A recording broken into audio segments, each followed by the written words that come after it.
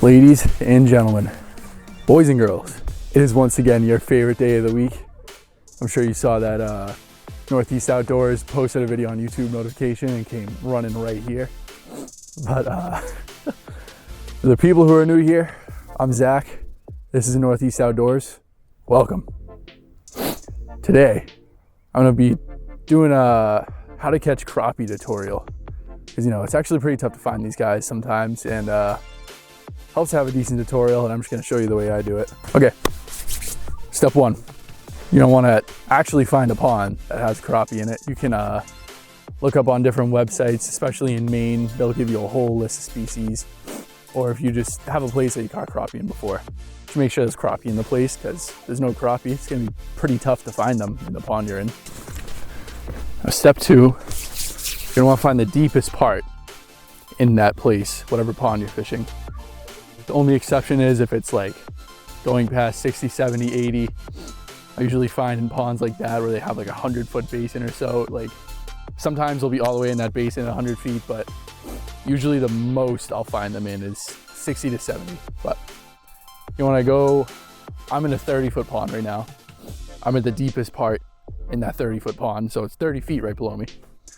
And you're gonna wanna just drill a hole right there, look at a depth map, find where this deepest part is in this pond, or if you fished it before, you might have a pretty good idea on where the deepest part is. So you want to come out here, start your mission. Okay, now once you found a deep hole, and if you don't have a sonar, you can do this with any type of like tip up line, like some thick line. You can put a decent weight on it, drop it all the way down to the bottom, and take a little either zip tie or a little piece of thread or something, tie it around where the water line is. And if you look at your map, you can keep going like where it says the deep spot is and keep using that line. And eventually you'll find the deepest spot because the thread will go under the water line if it keeps getting deeper. But that's just a little trick I learned. Anyway, step three is gonna be lure choice. And with crappie, honestly, I don't think it matters too much. There you go. This is what I'm using. It's a Wonder Bread tungsten with a frostbite spike for a soft plastic. And if you're using a tungsten, always use a soft plastic. It's kind of just basic rules. But pretty much anything small like this, like I'll catch every crappie down there, whether it's like a 20-inch crappie or a 2-inch crappie. And then what you want to do is drop down like I'm doing. I have a sonar, so I stop it about 3 feet above the bottom, but to get it 3 feet above the bottom, all you really need to do is just hit the bottom, reel up a couple turns. Then you want to sit here and jiggle like this. And I have a fish coming up to meet me right now, so I'm just gonna, you're not gonna be able to see this if you don't have sonar, but if you do, just got hit there. If you do have a sonar, what you want to do is watch your mark where the fish is and watch your lure and do what I'm doing right now. You're going to want to raise it up like this. And if they're kind of falling behind, stop and jig it. When they catch back up, keep going. Oh, they like that. They like to chase it. If you don't have a sonar, it works just fine. If you just sit down there, twitch it around a good amount. I found that this is the best way to get them, is to get them pretty high in this water column. And you'll find a point where you'll get them up high enough. Like I can get these things up probably 20 feet. And if they don't commit then, they'll go back down to the bottom, but you just follow them right back down to the bottom. Make sure not to drop really fast right on their head. That'll scare them. But drop back down to them, keep it right above them, twitch around a bit. They'll get interested again, follow you back up. Not recording, but he's about to whack me.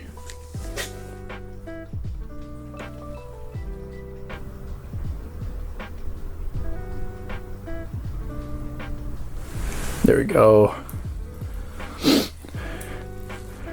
Now it can be a very, very light bite like that, like you just saw. The only reason I knew I had that, oh, it's a bluegill. Yeah, I should title this How to Catch Crappie and Bluegill. God. Here's something coming up. Oh, he's bombing at me. I'm gonna lift it up super slow so you catch up to it.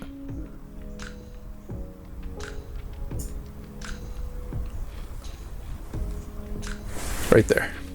It's just tiny. Like, this might be another bluegill because that did not get hit too hard. Oh, there we go. Got a crappie. Ooh, flicked water in my eye. That's about it for the steps, but I'll get into the tips and tricks part. So, you can see on these things, I'll get it up to you. Their mouth, super thin. They're called, I forget what people call them. They're like paper jaws or something. I forget, like paper mouths, something like that. That's what people call them, because if you set the hook too hard in these things, you will rip their mouth open and you're not going to catch a fish. And that is never a good thing. You always want to catch the fish. But here's another one coming, bombing at me.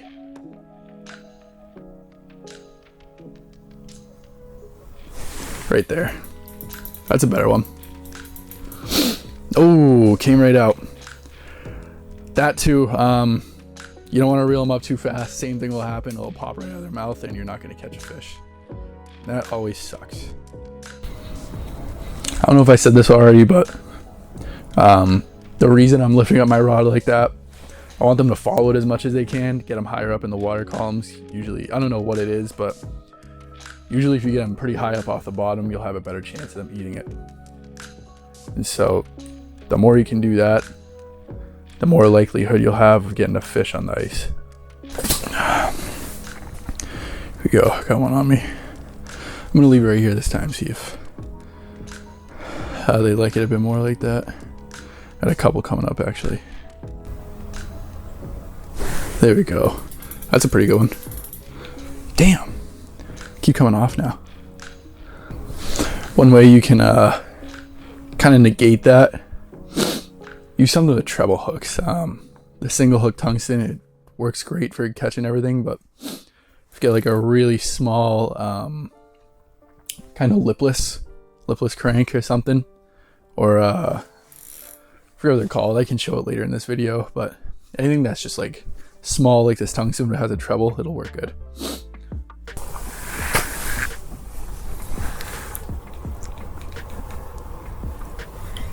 Oh, come on.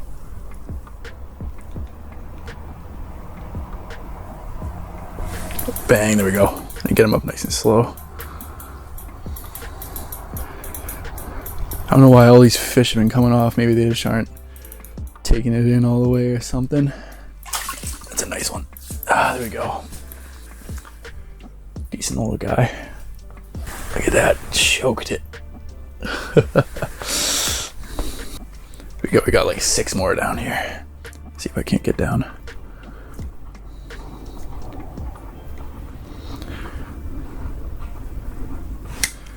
There we go, coming up. Gonna smoke me right here.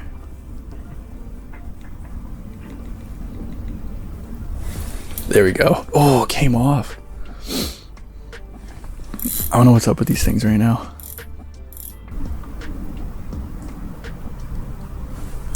There we go, got him.